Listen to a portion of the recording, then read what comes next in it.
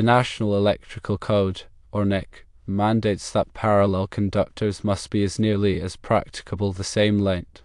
The code does not specify a precise tolerance.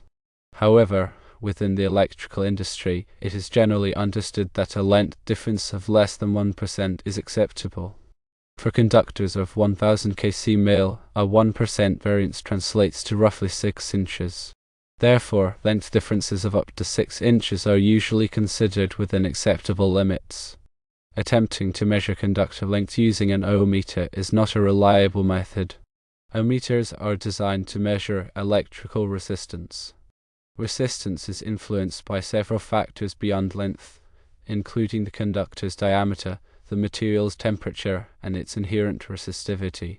These factors make it impractical to accurately determine length based solely on resistance measurements obtained with an ohmmeter.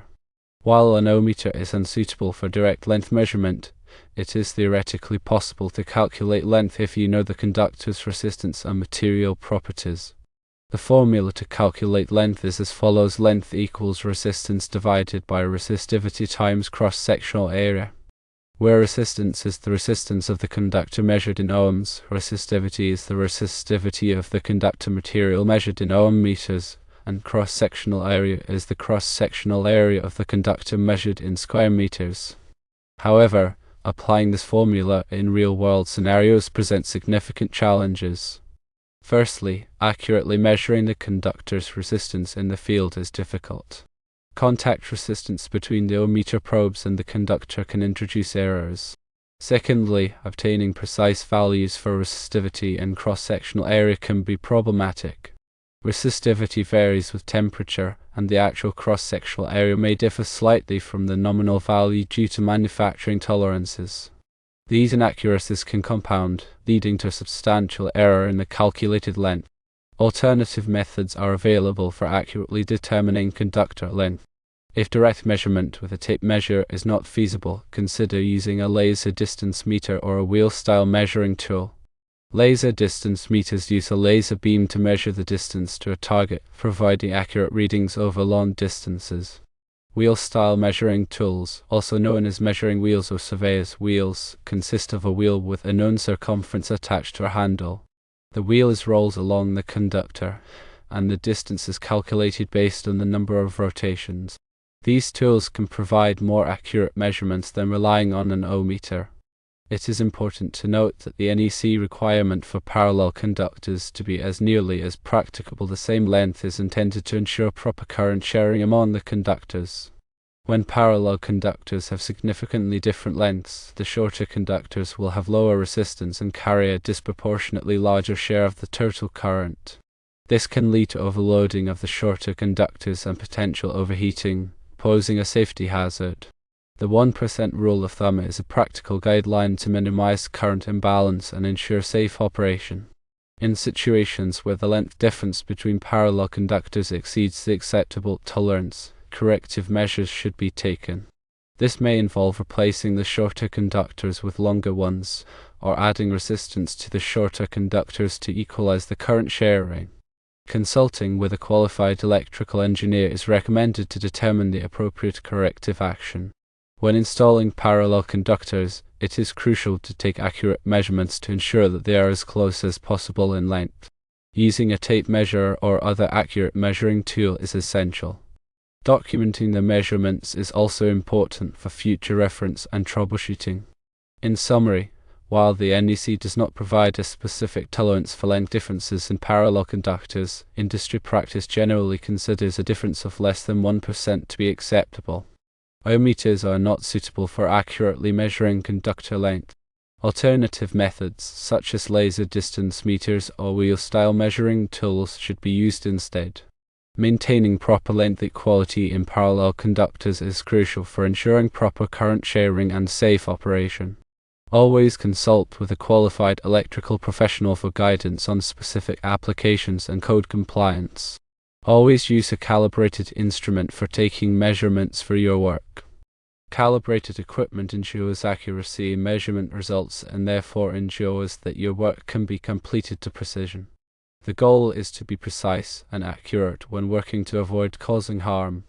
Remember that voltage drop is also important, which is the reduction in voltage as electricity flows along a conductor. Firstly, conductor length is a significant factor in voltage drop calculations. Longer conductors offer more resistance to current flow, leading to a greater voltage drop at the load. Secondly, conductor material plays a role. Copper generally exhibits lower resistivity than aluminum, resulting in less voltage drop for a given length and current. Thirdly, the cross-sectional area of the conductor affects voltage drop inversely. Larger conductors have lower resistance and therefore less voltage drop. For example, the voltage drop can be calculated with the following formula: voltage drop equals 2 times K times I times D divided by Cm, where K is the direct current constant, which represents the direct current resistance for a 1000 circular mels conductor that is 1 foot long at operating temperature.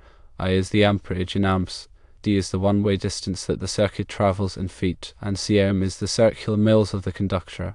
This formula is for a 2-wire circuit with single-phase loading. If it is 3-phase, then replace the 2 with approximately 1.732. Another consideration to make is ambient temperature of the wire. Ambient temperature changes the temperature rating and ampacity of conductors. The higher the ambient temperature is, the lower the ampacity.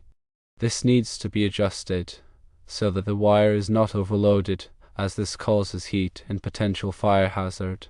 NEC table 310.15 is used to look up correction factors based on the ambient temperature and appropriate ampacity that can be used for the conductor.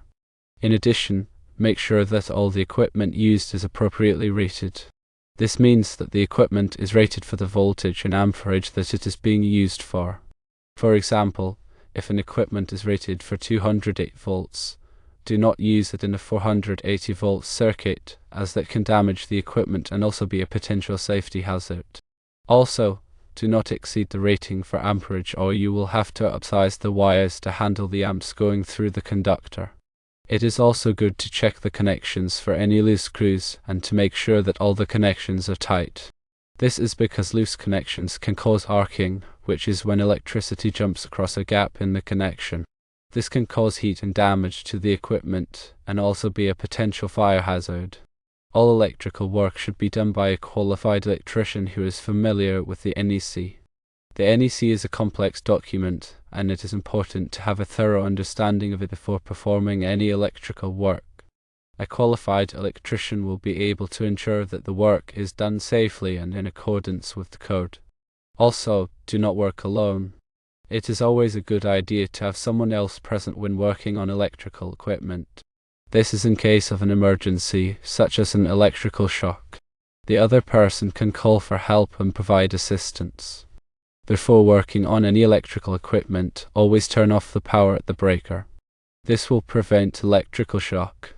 Also, be sure to use insulated tools when working on electrical equipment. This will help to protect you from electrical shock. In addition, wear safety glasses when working on electrical equipment. This will help to protect your eyes from flying debris.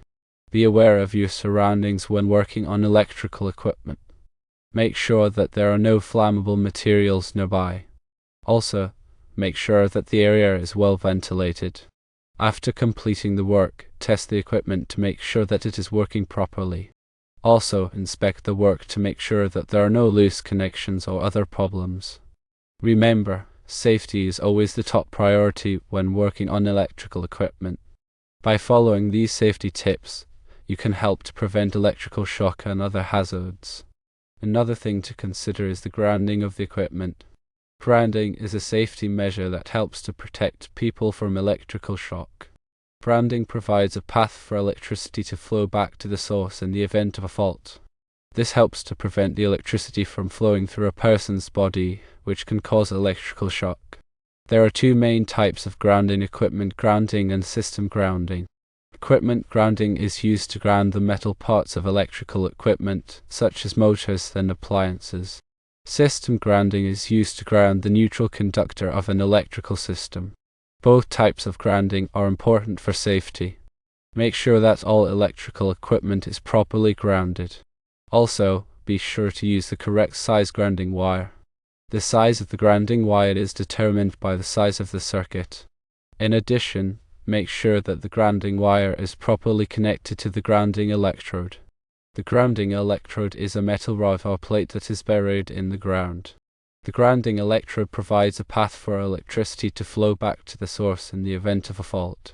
Another important consideration is overcurrent protection.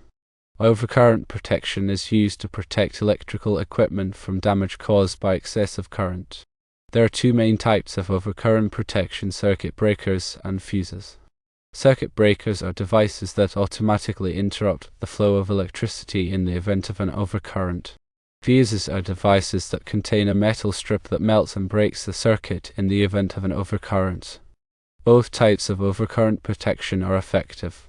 Make sure that all electrical circuits are protected by overcurrent protection. Also, be sure to use the correct size overcurrent protection device. The size of the overcurrent protection device is determined by the size of the circuit. In addition, make sure that the overcurrent protection device is properly installed. Overcurrent protection devices should be installed in a readily accessible location. Also, overcurrent protection devices should be labeled to indicate the size of the circuit that they protect. Finally, perform periodic inspections of electrical systems. Regular inspections can help to identify potential problems before they cause damage or injury. Inspection should be performed by a qualified electrician. The electrician will inspect the wiring, grounding, overcurrent protection, and other components of the electrical system. The electrician will also look for any signs of damage or wear. If any problems are found, the electrician will recommend repairs or replacements. By performing periodic inspections, you can help to ensure the safety and reliability of your electrical system. Be careful when working with electricity, and follow all safety precautions.